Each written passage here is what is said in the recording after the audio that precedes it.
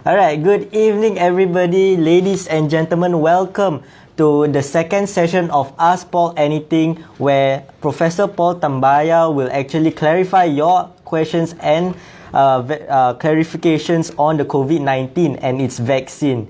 And before that, my name is Akmal and I'm part of the Singapore Democratic Party as a volunteer in Bukit Panjang SMC. And before we actually move on, if you experience any delays or sound issues, please do let us know in the comment section and we'll rectify it as soon as possible. Alright? So, Professor Paul, can we start? Yes, thank you.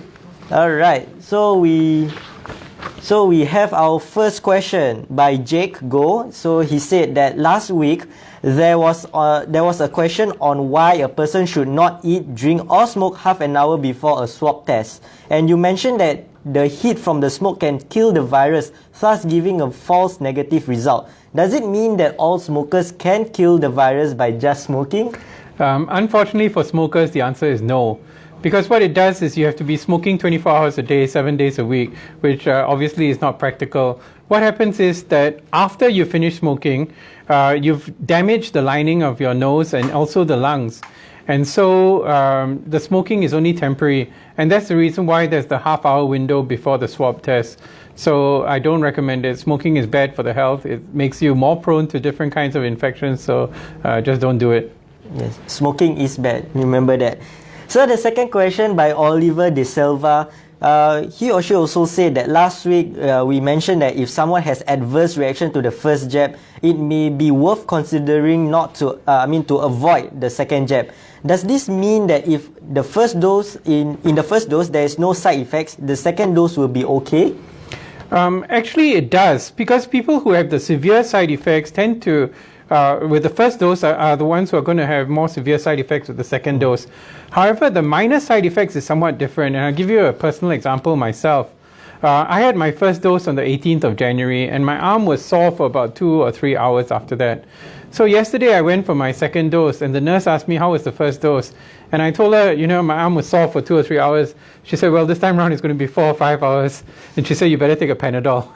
I didn't, but she was right. It did take about 4 or 5 hours, but now my arm is fine. So the minor side effects tend to be worse with the second dose.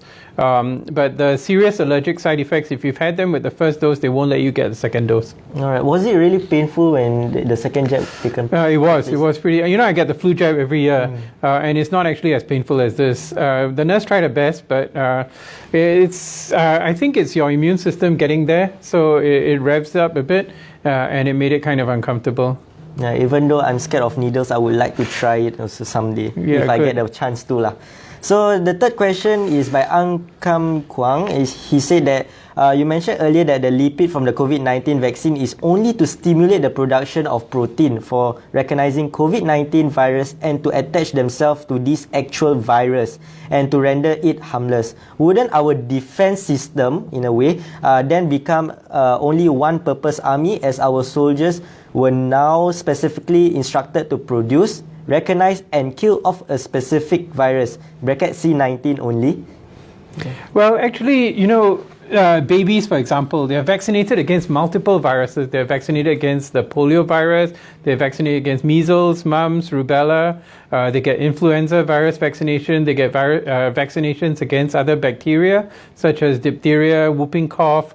So our immune system is very multi-talented. It doesn't just do one thing at a time. And in fact, from the time we go to kindergarten, we're exposed to multiple different viruses and germs. And so we develop immunity to each one of them as we get exposed to it. All right, that's good. There's a following question on the risk of being infected, for example, TB and other viral diseases. Does it affect somehow? Yeah, and this is actually an interesting question. There is some research about TB and the COVID virus. We have studied some patients who have both TB and the coronavirus. For other viral infections, not so much in terms of the overlap, but TB is an area for intense interest. All right. Okay, so for the past 1 week, we have seen developments on the COVID-19. So a question posed by Ann Lim, she said that it was just reported that a foreign worker was just reinfected despite having antibodies. By the same theory, wouldn't it be even with the vaccine, a person can still get infected? Yeah, and that is true. But, for a lot of viral infections, there's some people who get infected the second time, and we don't really know why. For example, with chickenpox, for most of us, when you get chickenpox once or you get vaccinated against chickenpox, you're not going to get it again. Like this foreign worker, he's the super unlucky one, because we've had more than 50,000 foreign workers who've been infected, and so far he's the only one who's been infected. Worldwide, there are about less than 100 individuals who've been infected the second time, out of more than 100 million people who've been infected. So it is true there are certain individuals who have been infected a second time, but we don't know why. And it's a very small minority. All right, so it's very rare in a sense. It's rare, yeah, correct. Right. So the leading next question will be, do you have any information about the virus strain that he has? Yeah, we don't know. From the MOH press report, we know that he had a different strain from the one that was circulating in April in the dormitories. So it's probably one of the newer strains that came out after that. All right, sure. Okay, second question by Liu Huaiwen. He said that one of the National Eye Center staff was administered 5 doses of vaccination, and it was reported that there were no side effects. Do you have any comment on this?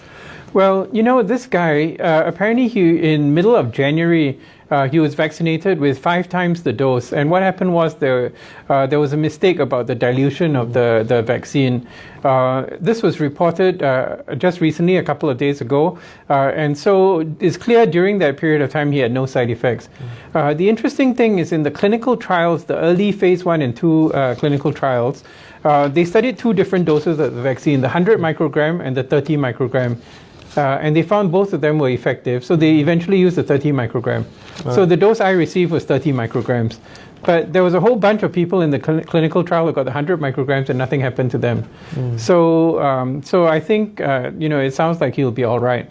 Although ideally you don't want to go around giving people the wrong dose of a vaccine. And hopefully when the vaccination gets rolled out to the polyclinics and the GPs, so people who do vaccination every day, there's going to be less of this kind of errors. So do you think it's dangerous to have vaccine overdose as of now? For certain vaccines, yes. Like for example, some vaccines are live but weakened virus, like the chickenpox or the measles vaccine. For those, I think I would be a little bit concerned if you gave a new baby, an overdose of the measles vaccine. But this is a mRNA vaccine. All it does is it tells the body to produce protein. It has no virus inside of it. So I think the risk is relatively low. We shouldn't do it anyway. All right, okay. Yeah. Okay, so the next question is by Ann Lim. It says that the case of a Singaporean who wears the electronic device on visitors, it was stated, while on duty, he wears a surgical mask, face shield and glove, said MOH. Does it mean that new strains are so infectious that the mask and face shield are also less effective? Or is it a chance of him getting infected by using same toilet as an infected person? Yeah, we don't really know the exact details. But one of the problems with gloves is you have to change your gloves every time you come in contact with somebody who is infected. So in fact, that's why a lot of the times, like you notice with the vaccination, they don't wear gloves most of the time. And the reason is they sanitize their hands every time after you vaccinate somebody or you come in contact with an individual. With gloves, you have to take off your gloves, you have to sanitize your hands, then you got to put on a new pair of gloves. So it's a bit challenging, and if I were to speculate, which again this is pure speculation, maybe it was the gloves got contaminated, and that's may have been how he ended up getting infected. All right, sure. Okay, so we move on to this week's questions. Okay, so the first one will be by Rajesh Rai. He said, if an individual is on blood thinners, should they take the vaccine?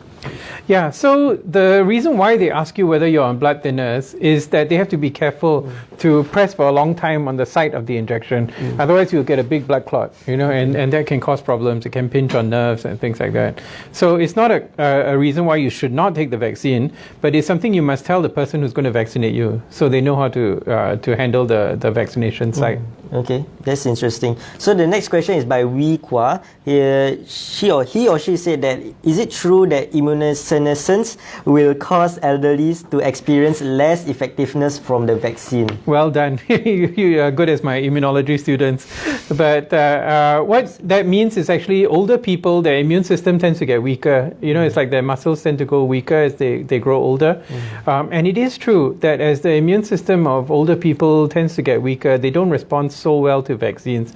And we know this very well for the flu vaccine, that older people don't respond that well to flu vaccine. But we still vaccinate them anyway. And what we do is we try and vaccinate those around them so that they can protect the elderly, the seniors as well. Alright, so I did pronounce it correctly. Yes, you did. Not bad. Well done. Alright, the next question by Julian Lim. He said that if there are those around us who don't want or are not advised to be vaccinated, does life change for everyone else who is vaccinated? Yeah, so this is the whole question about whether there's a certain threshold. We need to have a certain proportion of the population vaccinated. And you know, this is the notorious free rider argument, you see, that people say, oh, I ask somebody else to get vaccinated. But if everybody wants somebody else to get vaccinated and nobody gets vaccinated, then the virus is still going to continue circulating. So ultimately, I think we do need to have a significant portion of the population vaccinated. If we want to move away from this kind of lockdown and, you know, 8 people at your home for Chinese New Year, that kind of thing. Alright, the free rider seems very common nowadays. It's true. Okay, the next question by Rajeswari said that, hi, how those elderly patients with diabetic and high blood pressure and with glaucoma? Not bad. Yeah, glaucoma. That's right. Glaucoma. Okay. So those 3 conditions are very common in the older people: high blood pressure, diabetes, glaucoma. And as far as we know, there's no danger from the current vaccines. This is from the studies of thousands of individuals who have been in the clinical trials as well as in the post-marketing experience. There's no increased risk in people with diabetes, high blood pressure, or glaucoma. All right. Okay. Next question by Noor Hidayah. Alright, there's a science word here. Okay, I will try to pronounce it properly. So, what are the chances of persons getting anaphylactic shock after being vaccinated? Very good. Well, the first round, when the CDC in the US examined it, the risk was 10 per million. And 10 per million it doesn't seem like a lot, because when you think about it, that means there's 999,990 people who did not get anaphylactic shock. Right. But 10 per million is quite high when you compare it with the flu vaccine, where the rate is only about 1.5 per million. So when this data came out, then people who had a history of anaphylaxis or severe allergic reaction started avoiding the vaccination. Then the number went down to about 5 per million. So currently the figure for the Pfizer vaccine is about 5 per million. For Moderna, it's about 2.5 per million. So it is a risk, but it's not a huge risk. You know, when I tell my patients the risk is 1 in a million, they say if I'm 1, it's 100%. You know? So the idea is you need to talk to your doctor, and if you have had severe allergic reactions, just be very careful. All right. So Prof, for the purpose for those who don't know what is this shock, can you explain more on this shock? Yeah. So what this means is you get a severe allergic reaction. You know, some people, when I was in NS. One of my people, we were doing this exercise up on a hill, and then this guy got stung by a bee and his whole face swelled up, and then his heart started beating very fast and his blood pressure started dropping, and we put a lot of pressure on the the OC to call in the chopper to try and evacuate him. So that's what it is. Your face swells up, you have difficulty in breathing, and your blood pressure drops, and if it's not treated quickly, you can actually die. So that's the reason why they observe people for about half an hour after the vaccination, because it usually occurs within the first 15 to 30 minutes after vaccination. That sounds really scary. It is scary, but it's treatable. You just give 1 jab of adrenaline and they get better. Alright, okay. That's some reassurance there. Okay, next question by Carrie is that, does ex-COVID-19 patient need to get vaccinated since they already have the antibodies? Yeah, so this is an interesting question, and actually one of my patients corresponded with me about this. He said to me that he wrote to MOH and he asked them this question, do I need to get vaccinated since I already have antibodies? And they said to him, you know, if you had the infection, and they know that he had the infection, that maybe he should wait for 3 to 6 months and let other people get the vaccine first, because he has antibodies, and we know these antibodies will last for about 3 to 6 months. So they told him, you know, you can wait, let somebody else go first. first. So the body actually regulates itself? Yeah, because for about 30, it may be even longer, but as far as we know, for at least 3 to 6 months, the body produces its own antibodies. All right, Ken. So the next question by Hui Wen is that China charged numerous individuals just recently for fake vaccines. Are these safeguards? Are there safeguards preventing these from coming in? Yeah, so Singapore is a very tightly regulated pharmaceutical industry. The HSA will do random inspections, and they usually it's a visual inspection. So they'll look at the vial, they'll see, what is the color, what is the appearance, whether there's the label looks like it's accurate. But a lot of the things people try and fake, and sometimes these fakes look almost as good as the real thing. Then what they can do is, if there's any suspicion, then they will sample. And if they find that it's defective, they will reject the whole lot. See? So it's not and they prosecute people who bring in fake drugs very, very severely in Singapore. Okay, Hon Yang wanted advice from you. So he said that my blood test shows under hematology, Yeah. total white cell count is 3.5, which is below normal. So he will be more prone to infection. Thus, should he take the vaccine? Yeah, so again, I don't want to give personal medical advice because there may be more information that I don't really know about. My strong advice is to talk to your general practitioner. But if your only problem is a slightly low white blood count, there's usually no contraindication and there's no reason why you cannot take it. If the low white blood count is due to some other condition, then maybe there's a reason why you should not. But again, best thing to do is talk to your doctor. All right, the next question is actually 3 in 1 question, but I will summarize it for you. So there's 3 types of vaccines available. So which is your favorite, or which is favorable to you? Yeah, well, I took the Pfizer vaccine because it was the first vaccine that was available, and I had no choice at the time. And in fact, to be totally honest, I like to travel, and I think that within a few months' time, hopefully the borders will open up, and then they'll say you need to have the vaccine 6 weeks ago. So now I've got 2 doses of vaccine. So if the borders open up within the next 1 or 2 months, then there's a good chance I'll be able to go to Penang or Langkawi and have a holiday. But apart from that, it's been a long time since I had a holiday. I think for everybody, it's a long time since we had a holiday overseas. And one of the reporters actually asked me this question: if you had your choice of vaccine, which would you take? And I said, unfortunately, my choice of vaccine doesn't exist. And what it is I prefer the 100-year-old technology, which is the technology where they grow the virus up and then they kill it either using heat or using radiation or using chemicals. And that's the technology which is used by Sinovac and Sinopharm. But Sinovac and Sinopharm have never exported vaccines outside of China, especially this kind of technology vaccines. So I had said if one of the companies that makes the flu vaccine every year made the vaccine using the old technology, then that would be my first choice. But the reality is, like I said, the only vaccine that was available in the last few weeks, and in fact the only vaccine that's available until I believe March, is the Pfizer-BioNTech. So that's the one I took. All right. Okay. So the next question is by Ash Manu. He said that are there any risks for people with autoimmune diseases, especially rare types, to take the vaccine? At the present moment, there's no risk. There are people who've got autoimmune diseases such as rheumatoid arthritis or lupus. One concern is that they may not mount a strong enough immune response because sometimes their treatment involves medication which suppresses their immune system. So in that case, what I strongly encourage them to do is make sure their family members are vaccinated. So even if you don't mount a good immune response, if your family members are vaccinated, then you're not going to catch the virus from the people who are closest to you. All right. Okay. I think the next question you already answered it, but let's verify again or clarify again. So by Nikki, it says that why SARS blew over quite swiftly, whereas COVID-19 disease is still currently infectious globally for more than 1 year. Yeah, so SARS was a different disease, and for those who didn't listen last week, the difference is that SARS is most infectious during the 2nd week of illness, when people are most ill. And so it was relatively easy to identify these people. These people are very sick, they're in hospital, you isolate them, you do contact tracing for their contacts, and you can prevent the transmission. With COVID, it's a lot more sneaky. It's infectious the day before the onset of symptoms. And so when it's infectious the day before the onset of symptoms, you never know who's going to have symptoms tomorrow.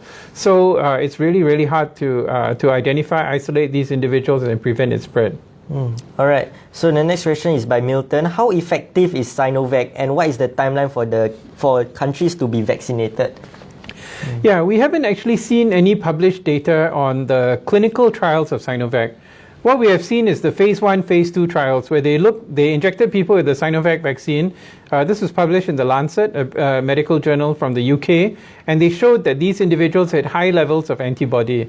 So theoretically, the Sinovac vaccine should work well. We hear all these press reports from the studies done in Turkey and Brazil and Indonesia, but we haven't seen any published reports to date, so we don't know. All right. Okay. Leading on to the next question by Fatima. It says that allergies to medication like Sinovac and asthmatic patients take this vaccine. Yeah. So again, it depends on the kind of allergy. If your allergy is just a rash, then they say it's okay. And in fact, the Synflex allergy or the non-steroidal drug allergy is a different mechanism from the allergy that we see with this vaccine. So, so far it's okay, but again, better to check with your doctor, your regular doctor, your GP or polyclinic doctor. So, my pronunciation on Sinovac is correct? It's Synflex. Synflex? Yeah. All right. Yeah, okay. The guy spelled it wrong, not your fault. Okay. Yeah, all right. So, the next question is by Tai Limai. He said that, hi Dr. Paul, I'm allergic to the flu and hepatitis vaccines. Can I take the COVID vaccine? Yeah, and I think, again, same thing. It depends on the kind of allergy. If you had a serious allergy, if your face swelled up, I would be very cautious because some of the components in the vaccine may be similar.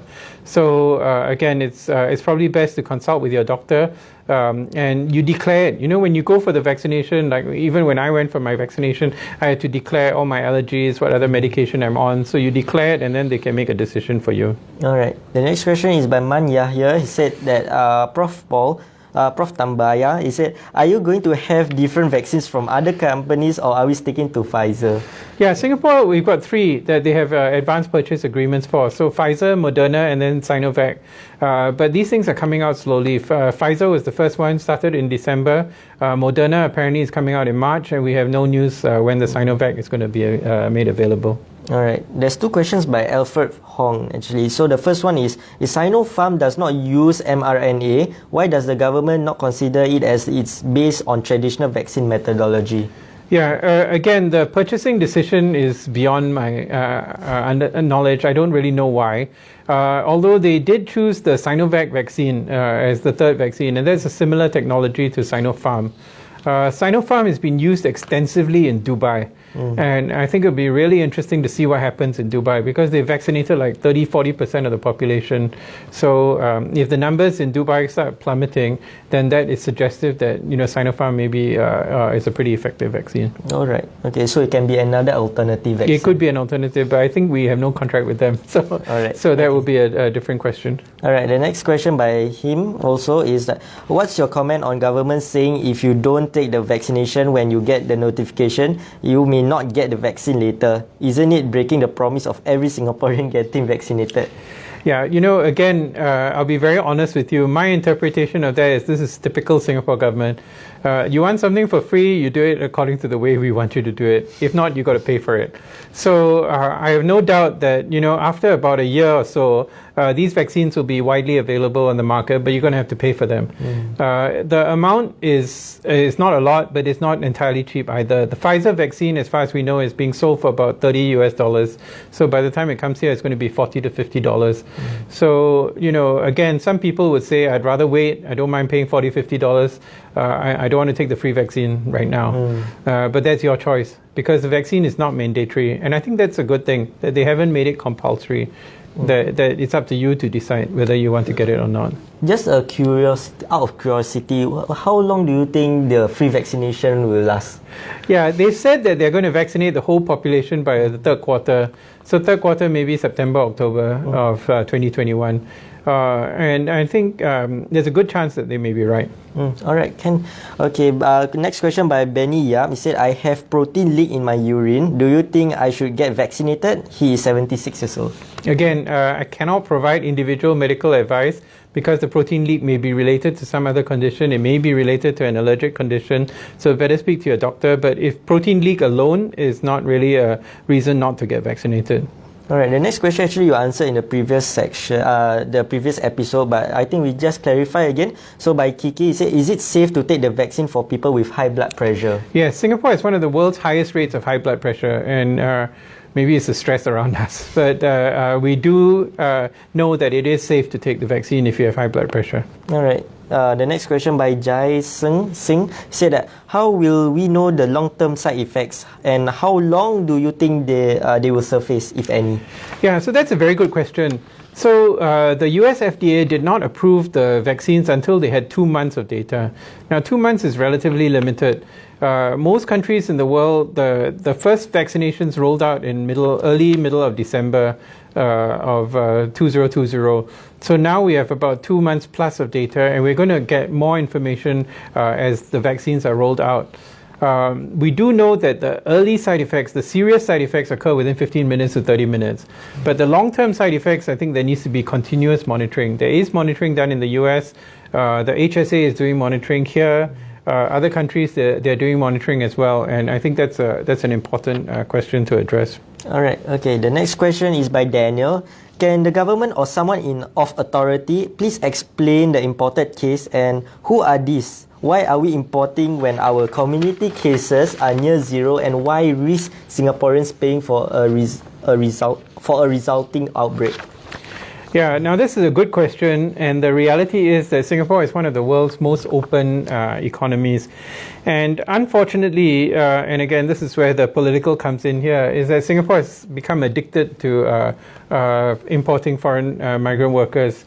And these occur at different levels. At the very high levels, there are gaps in our education system over the last 40 or 50 years, which has been largely dependent on rote learning and maths and science without focusing on some areas. So we need foreign workers to come in and fill those gaps. And at the lower level, there's this insistence on low-wage migrant workers. There's no minimum wage. And so we are so dependent on foreigners coming in at both the employment pass and the work permit level. If not, large sections of our economy will really struggle. And so, that's a fundamental issue. I'm glad this question was brought up because that really needs to be dealt with. And I think one of the lessons of the pandemic that we have to bring home is we have to really rethink, this dependence on both ends. The highly skilled because of gaps in our education system, and the low skilled because of the absence of a minimum wage, which leads to employers being tempted to employ low wage workers at salaries that Singaporeans cannot afford to work at. All right. The next question is by Oliver De Silva. He said that, can the second dose be from different brand name vaccines, COVID-19? Yeah, that's a very interesting question. And there's a group from Oxford University in the UK who's actually studying exactly this question. Somebody gave the analogy earlier about the army. So you have one side going at them with artillery, and then the other side going at them with the tanks. So using a different technology, it may work. We don't know. You don't want to have the artillery shooting your own tanks at the same time. So it's a subject that people are researching, and it's quite possible that it may work. We don't know. All right. The next question is quite common. I think we also addressed it last week, but I think it's good to address it again. So it's by Kai Chi. It says, just wondering if it's advisable to take the vaccine if he or she has allergies and bad sinus. Yeah, if the allergies are just your normal, dust allergy or cat allergy or things like that, there should be no issue. If you had, your whole eyes getting swollen, again, that's why I said these are the documented serious allergic reactions. When your face and your eyes get swollen, you have difficulty in breathing, and you have to declare it when you go for your vaccination. So they probably won't let you get vaccinated. All right. The next question is it true that vaccine effectiveness will last for only 1 year? Yeah, again, the virus has only been around for only 1 year, so we don't know. There are two scenarios. The first scenario is that this is like the flu vaccine. The virus mutates, and every year you've got to get a different vaccine. Personally, I don't think that's going to happen because the rate of mutation of the virus is a lot lower than the flu vaccine. And I think we're in a situation where this is more like measles or mumps, where even though you have different strains of measles or mumps, the MMR vaccine works you only need to get 2 doses as a child, and then you're protected against measles and mumps for the rest of your life. But we don't know. We'll know within the next couple of years. My personal belief is I think the vaccine is going to last for a long time. All right, Ken. The next question is by Hua Wen.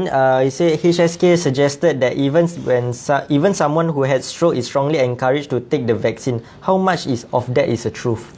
Well, so far he seems to be okay. He's presenting the budget next week. Yeah. But and I wish him well. But again, the data from studies overseas has shown that stroke is not a contraindication to vaccination. In other words, people with stroke can safely be vaccinated. All right. So the next few questions is actually you already answer it. So let's skip to Lai Yue Huan. He says that asked that how much do you think being vaccinated will reduce the chances of person transmitting the disease to someone else? Because no studies have been done on this, and there is really important factor in deciding whether vaccinated persons can be given more freedom, especially in terms of travel. Do you think restrictions will be reduced on vaccinated persons quickly? Yeah, I think that it's very likely because we know from the Pfizer and Moderna studies that symptomatic disease was significantly reduced. And you're more likely to spread the virus if you have symptoms. If you're coughing and sneezing, it's much easier for you to spread the virus to other people. So even though they didn't design the studies to look at transmission, there's a strong likelihood that the vaccine will reduce transmission. Now, we recently heard a story, we haven't seen the published data from Oxford, the AstraZeneca group, where they claim that the vaccination reduced transmission. So if that is true, it's really very promising, and we should take a look at that data.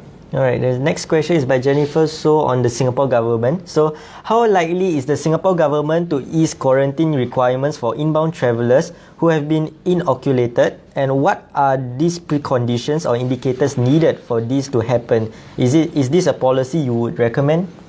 Yeah, to be honest, I don't think the Singapore government is going to be the first government to do this. There's an indication that the Australians might, because Qantas has already said for the third quarter they're going to insist on vaccination before you get on a flight.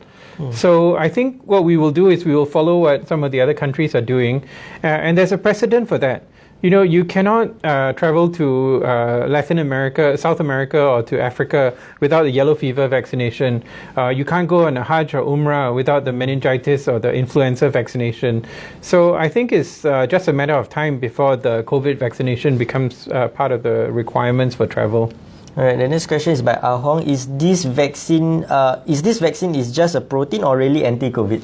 Yeah, so it's both. It's a protein which actually helps us fight the COVID, the virus which causes COVID-19, the SARS-CoV-2. And this is not the first time it's been done. That has been done for the pneumonia vaccine. The pneumococcal vaccine is actually a protein which trains the body to fight the pneumonia bacteria. So it's both. All right. So the next question, I think you already clarified, but again, we would like more clarifications on it. So Fu Wen Yao asked whether how would the way mRNA vaccines interact with host DNA to induce targeted immune response against COVID that does not give rise to unforeseen damages to host DNA due to unexpected mutations arising from the interaction downstream after vaccination? Yeah, so that's a very complicated question, but the reality is the mRNA is downstream of DNA. So it would have to go upstream in order to cause changes in DNA, and that just does not happen with mRNA.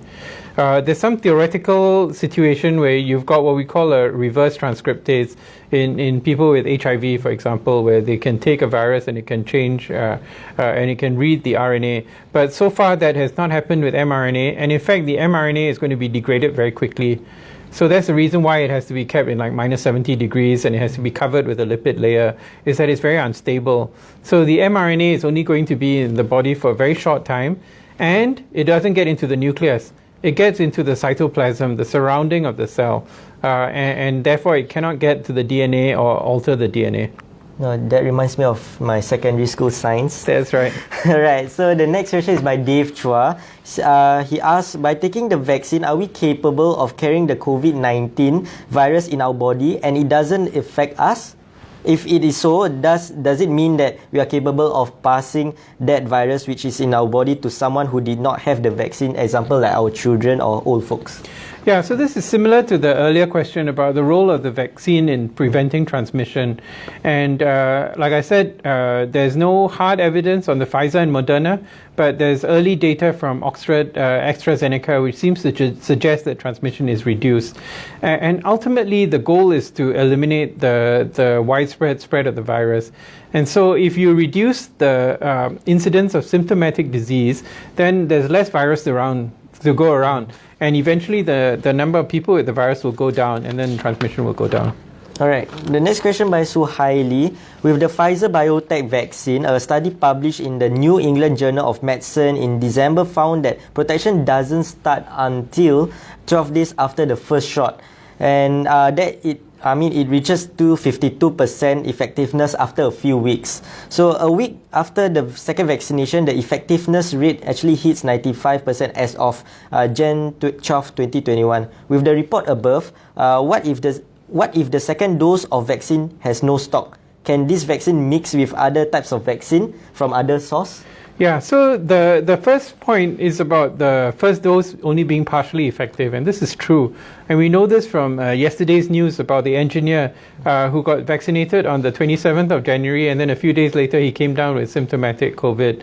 And this guy was in a high-risk profession. He was going on board a ship. He had been a close contact of a Japanese sea crew member who was infected with COVID. So he is very high risk. So the 52% was not enough for him. And too bad he got infected before the second dose of the vaccine. But it is correct, you need the second dose of the vaccine. And as I mentioned earlier, there's a trial which is starting in Oxford where they're trying to see what happens if you get vaccinated with a different brand, whether it makes a difference. All right. The next question by Deborah is, considering that some might have unknowingly gotten a past or current infection and asymptomatic, these people might already have the immunity. So would there be a test done before to check? Yeah, so currently the percentage of people outside of the dormitories who got infected in Singapore is relatively low. So it's not really cost effective to do the test. I'll give you an example from another virus, that's hepatitis A. So hepatitis A is usually vaccine is recommended for travelers.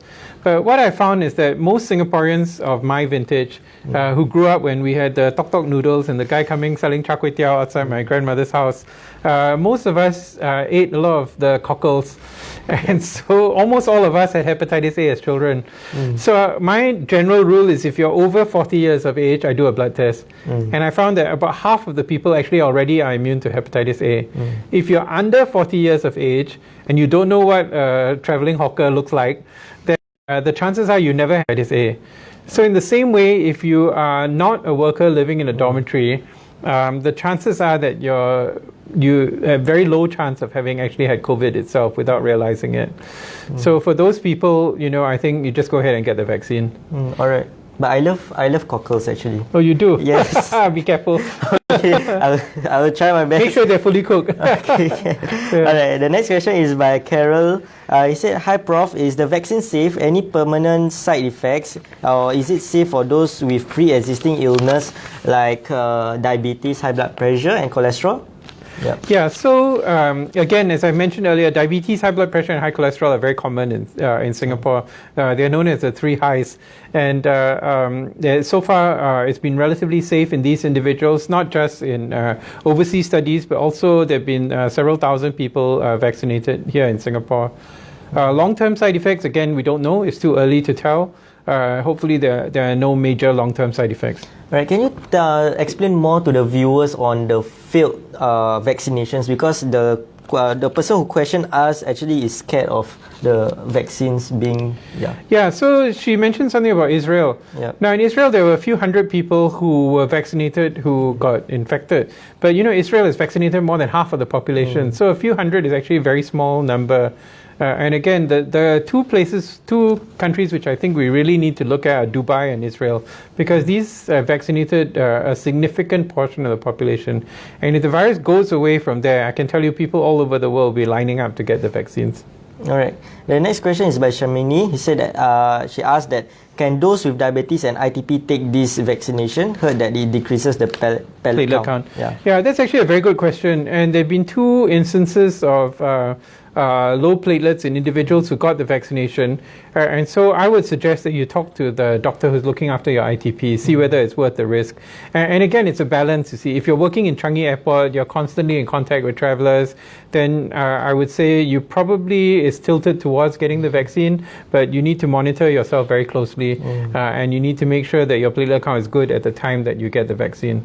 On the other hand, if you are low risk, you're working from home, or you're in a banking job or something like that where you have no contact with people from overseas, then I think maybe you want to hold off and discuss that with your doctor as well. All right, the next question is by Ali Muhammad. It says, is it safe for a 102 years old person with dementia to take the vaccine? Yeah, again, 102 is pretty old, okay? But there are 102-year-olds who are pretty fit, and again, as long as you don't have any major severe allergic reactions, so far it seems to be all right. You need to monitor these people very closely. You know what happened in Norway when people had minor side effects, like they had a fever, then that actually tipped them over.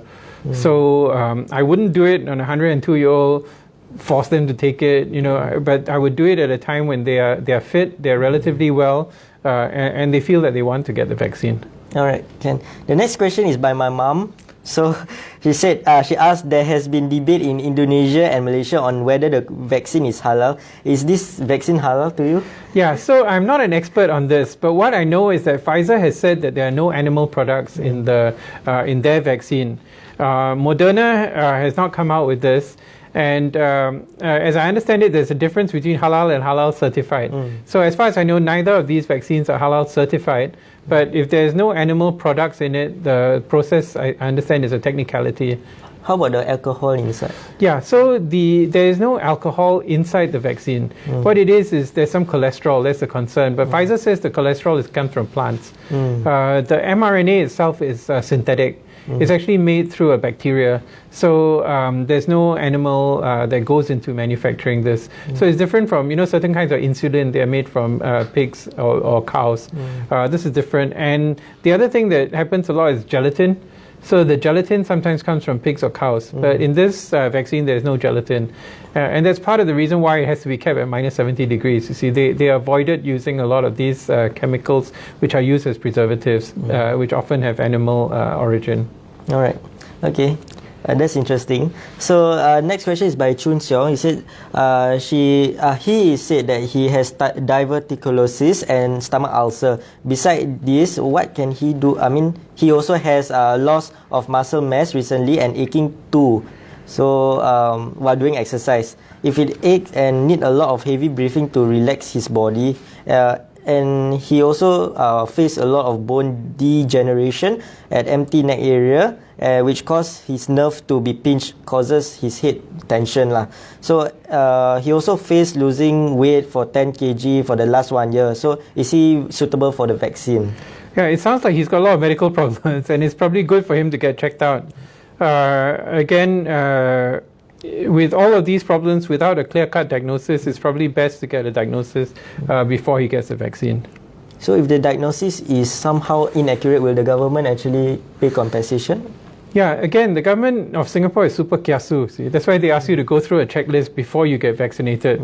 And if he declares all of these things, then the doctor in charge of the vaccination site will make an assessment as to whether he needs to be vaccinated or not. And they have set up a fund, theoretically, which is going to compensate people. All right, that's insightful. So the next question is by Wazid. If I just recovered from shingles, is it safe for me to take the COVID-19 vaccine? If not, how long before I can take it? Yeah, if you've just recovered from acute infection, the general recommendation is you shouldn't take the vaccine. And part of the reason is because your immune system is too tired out fighting the shingles. You need to get some time to recover before it can get ready to fight the COVID. And again, I don't know if there's any hard and fast rule, but generally we wait about a week or two after you've recovered from an illness. All right, the next few questions is really a repetitive question, so we move on to Corey Tan question. What is your opinion on the government declaring that Singaporeans will not have the right to choose which brand of vaccine they can trust to be safe option for them?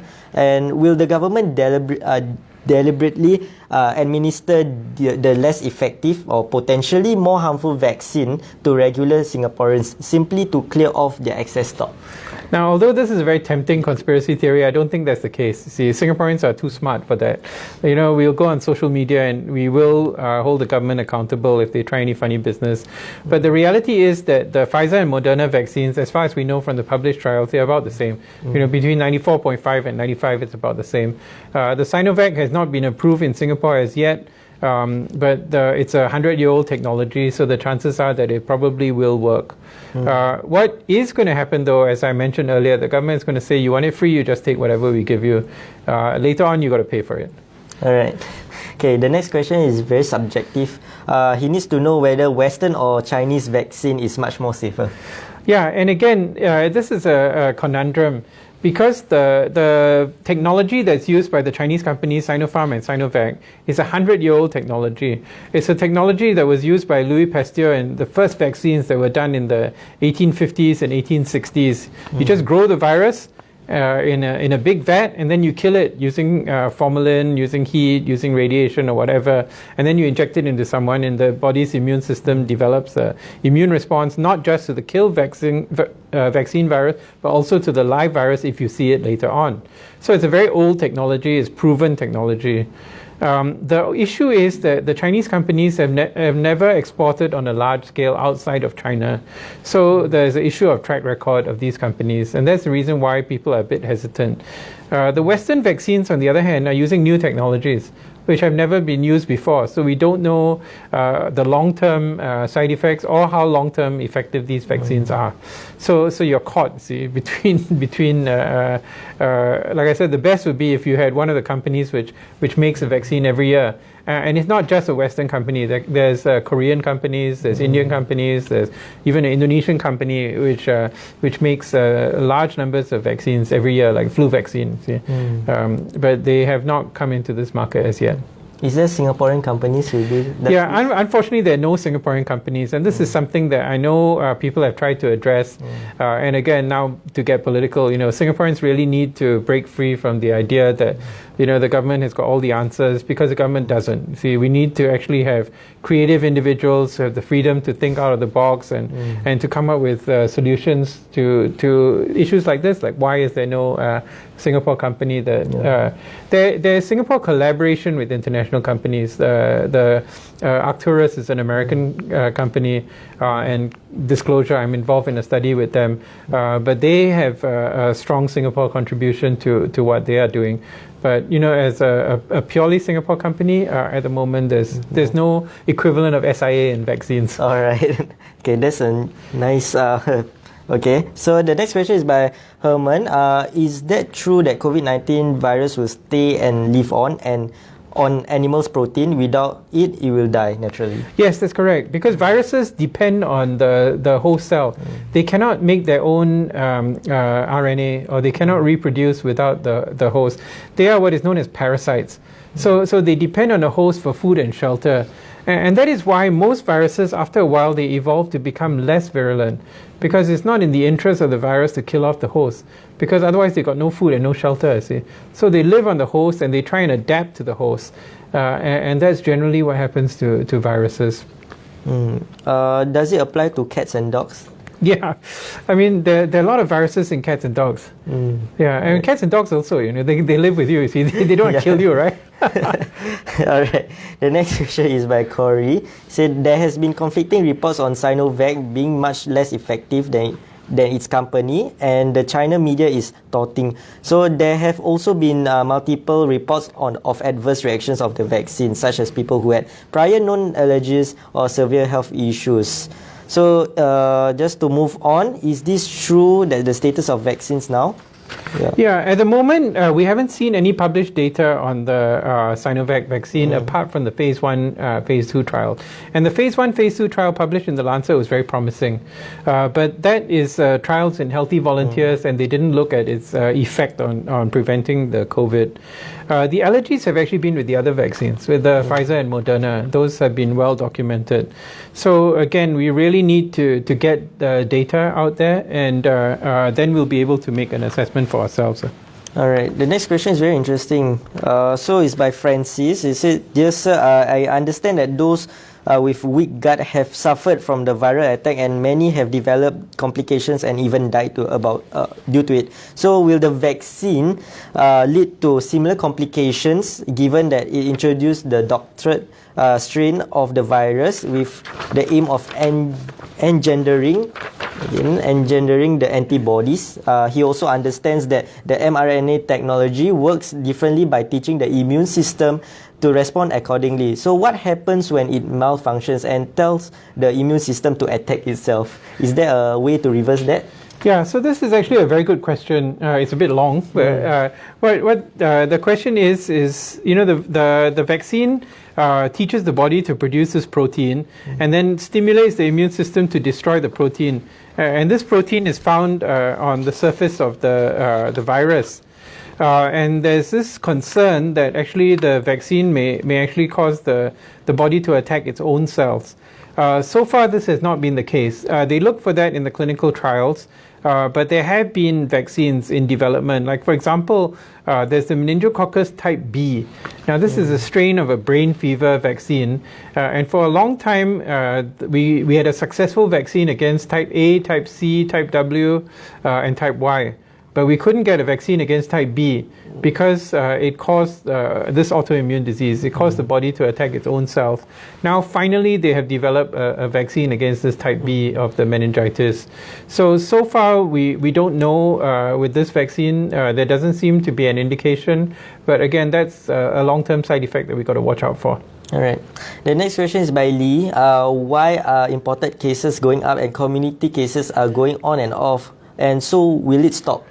Yeah, so the reason why imported cases are going up is because Singapore is one of the most trade-dependent economies in the world, and we cannot remain shut down to the world forever. And unfortunately, a lot of the community cases are cases who have contact with, the airport, with travelers, with the harbour, and places like that. And we can't just shut down the economy just like that because it's not possible to sustain. I sincerely hope it will stop when the whole world gets vaccinated or enough people get vaccinated and the virus numbers drop significantly. All right. So we stopped there for a while. We have Facebook Live questions coming in. So by Fasha, is there any risk for people who are genetic disease? Yeah, so as far as we know, genetic diseases are not risks unless you have the genetic disease that predisposes you to severe allergies. So with severe allergies, that's a big concern. As far as the other genetic diseases, again, the numbers are relatively small. And there's severe genetic diseases, there's milder genetic diseases. So you better talk to your doctor and get an assessment. All right. The second question is by Zibin Chiam. He said, since vitamin D helps in preventing respiratory infection and prevents severe outcomes from COVID-19, shouldn't it be more widely publicized so that more are aware? Can vitamin D help to end the pandemic? Yeah, so that was a very optimistic thought. And, the question was, how come this disease is a winter disease? It's worse in the winter. And so people thought, because, vitamin D comes from the sunlight. Yep. So people have tried supplementing with vitamin D. Unfortunately, it didn't really work in the experimental studies. So vitamin D, I think it definitely helps. It's good to have a healthy level of vitamin D, but it's not the answer on its own. All right. Next question is by Wei Xiang. How long do you think that it will take for us to achieve herd immunity? Yeah, now this is a big question, and nobody really knows. One way of thinking about it is to look at three scenarios. First one is the Diamond Princess cruise ship. Second one is the USS Theodore Roosevelt, the aircraft carrier. And the third one is the dormitories in Singapore. Now, in each of them, they were kind of locked down, so everybody was trapped inside. And ultimately, what happened was very similar in all three settings. About a quarter of the people had symptomatic infections, another quarter had asymptomatic infections, but the rest didn't get infected. So there's some theory that we may not have to reach 70 or 80%. We may be able to reach like 50%, but we don't know. Okay, those are very unique situations where there was a self-contained environment and everyone was very tightly locked down. So nobody knows the answer, but it's at least 50%. Probably will have to be either infected or immunized. All right. The next question, or probably the last question from FB Live, is by Nikki Ng. he or she asked, how long do we still need to wear the mask? And since there is vaccine for COVID-19 and our government is currently vaccinating our population. Yep.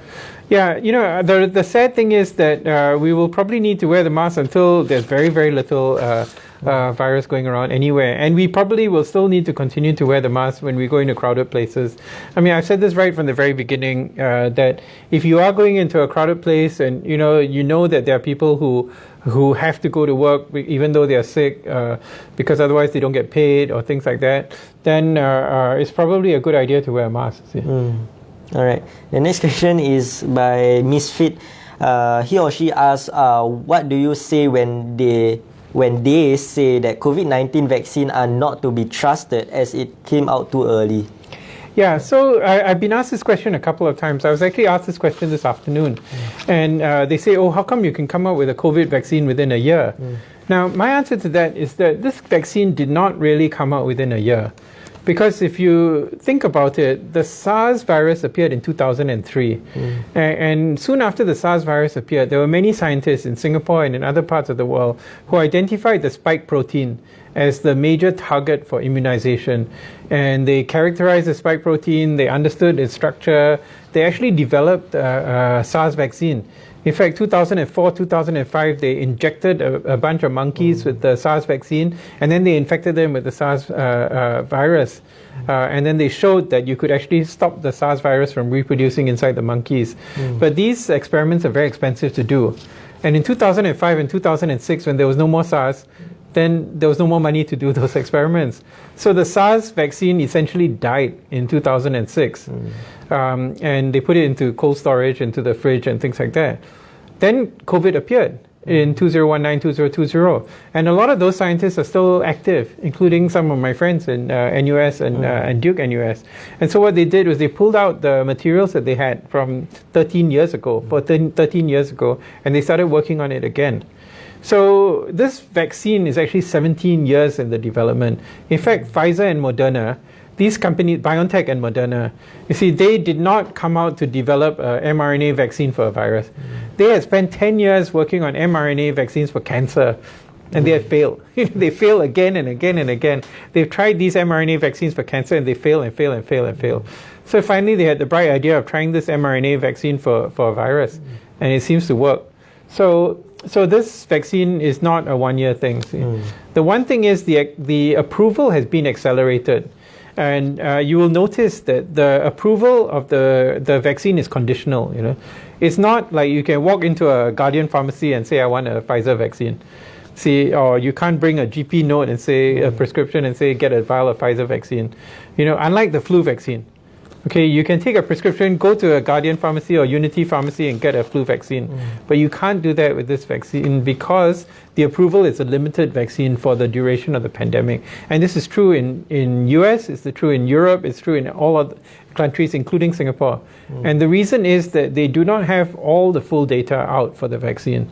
So it is true, that the vaccine pathway approval has been accelerated. But in order to get the full licensure, the company has to provide the normal kind of data that they would provide, like for a flu vaccine or a chickenpox vaccine or something like that. All right, Ken. Next question by Corey from this week's questions. It says, she asks, we had 2 distinct cases reported in MSM, the Royal Caribbean one, and declared negative after testing positive, negative, and the SQ Crew one declared positive after negative. And they both had 2 negative and 1 positive result, and yet there were not yet declared differently. Yeah. How reliable are the COVID tests we are using now? And any idea on how sure are the authorities to declare that these 2 different results from essentially the same test results? Yeah, so basically there are 2 kinds of tests that we use for COVID. There's the PCR test, which is done on a nasal swab or a throat swab. And these are the ones where you had the negative, positive, or the positive, negative. And these tests have a sensitivity of 70 to 95%. So depending on the symptoms, depending on the day of illness, if someone is very symptomatic and you're, say, the day 1, 2, 3 of illness, the likelihood that the test is going to pick up the virus is high. On the other hand, if the test was done too early or too late and you have no symptoms, there's a chance that the test may miss the virus. So that's the first test, the PCR test. The second test is a blood test or the serology test. And so both of these cases, again, I don't know any of the details about these cases, but based on what we read from the press reports, they use serology to confirm that the Royal Caribbean case was a false positive and the aircrew case was a true positive, because you had two different tests using two different methods. In the case of the aircrew guy, got the same result. All right, there's two questions by Jason. Will vaccination be effective in providing protection to asymptomatic candidates since the virus might be dormant? Yeah, so this again is similar to the transmission question.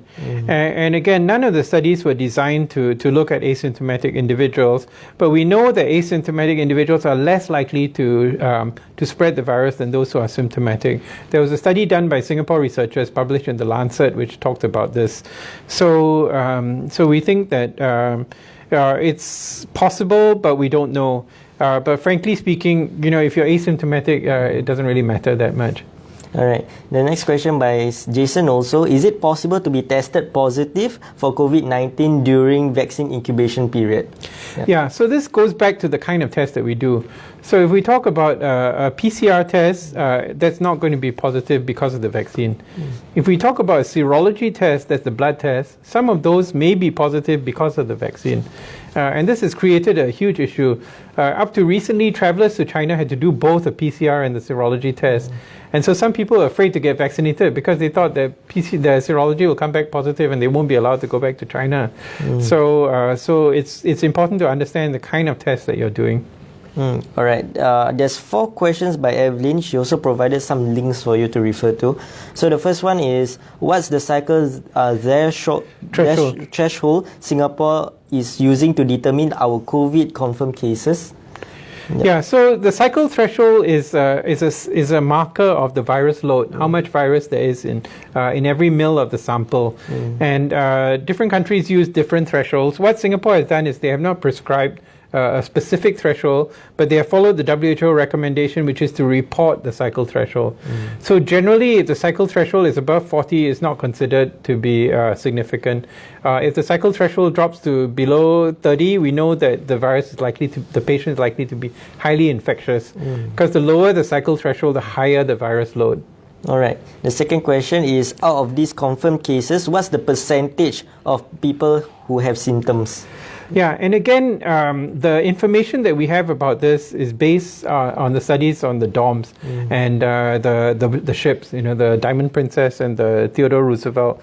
And the estimate is about 40 to 50% of people will have symptoms, but it depends on the age. Those were all relatively young, like the Theodore Roosevelt, young men, similarly with the dorm workers. All right. The third question is, do you have undeniable proof that SARS-CoV-2 virus has been isolated? Yes, we do. And in fact, the third place where the SARS-CoV-2 virus was isolated was in Singapore. Was done in Duke NUS by a team led by Professor Wang Lin-Fa and Dr. Daniel Anderson. And they were actually the third people in the world after China and Australia to isolate the SARS-CoV-2 virus from a patient. We have a number of patients with SARS-CoV-2 and we have actually consented a number of them to take part in our studies. And we have collected 2 samples, representative samples of virus that we've been able to culture several times. And we use these as seed stock for experiments on the virus. All right. The fourth question is, a study on 10 million Wuhan residents have shown that there's no evidence of asymptomatic cases transmit the COVID virus. Why are healthy people still wearing masks? Okay, now I don't believe that this study shows there was no evidence of asymptomatic transmission. What they did was they studied 10 million people and they found a couple of hundred of them were positive and none of them had symptoms. But within the couple of hundred, there were at least 2 family clusters. So are you trying to tell me at random that you know, of 10 million people that you had 2 families that got infected? See, so it's very likely that there was a certain degree of transmission. Now, I do agree, asymptomatic people are much less likely to transmit than symptomatic people, and it makes sense. If you're coughing and sneezing, you're going to spread the virus much more than somebody who is not. You know, who's just going around their normal business. So it's just a matter of how kiasu you are in that sense. You see, and people wear a mask because they are afraid of. There's many reasons why people wear a mask. You know, you wear a mask to prevent yourself from transmitting the virus to someone else. You wear a mask to protect yourself if you're afraid that, you know, how many times have you taken the MRT and the guy in front of you starts coughing? See, and so that's kind of one of the situations. Even before the pandemic, I treat people with TB. And the first question they always ask me is, where do I get the TB? And so I always ask them, do you take the MRT? The guy says yes. Say, have you had an old man coughing in front of you? They say yes. Have you seen him cover his mouth? They say no. So I say, it's obvious that's where you got your TB from, you see. So you know, this kind of germs, they're there all around us. And it's quite striking that with the mask wearing, a lot of other viruses have dropped. In fact, the most intriguing thing is influenza has disappeared all over the world, and we don't really know why. It's disappeared far more than a lot of the other viruses have disappeared. All right, the last 2 questions by Jameson through email actually. The first one is, how serious are the allergic reactions and how do they compare with other vaccines? Is PEG the problem? Yeah, so this is actually a summary of a very long question that he asked, and his concern was about PEG itself. Now, PEG is the kind of thing that you drink before you take a colonoscopy. That's when I thought, all I thought I knew about PEG was that you drink this thing, it purges the body, and then after that you can do a scope to test for colon cancer. But I looked it up, and it turns out that PEG is everywhere. PEG is used in cosmetics, PEG is used in a lot of medications, it's used everywhere. So what might have happened is that people are constantly exposed to PEG, and because they're exposed to PEG, sometimes they can become sensitive to it. It's like cement. A lot of the construction workers that we see, they have severe cement reactions because they get exposed to cement all the time. And some people, when they're exposed to latex all the time, they get latex allergies.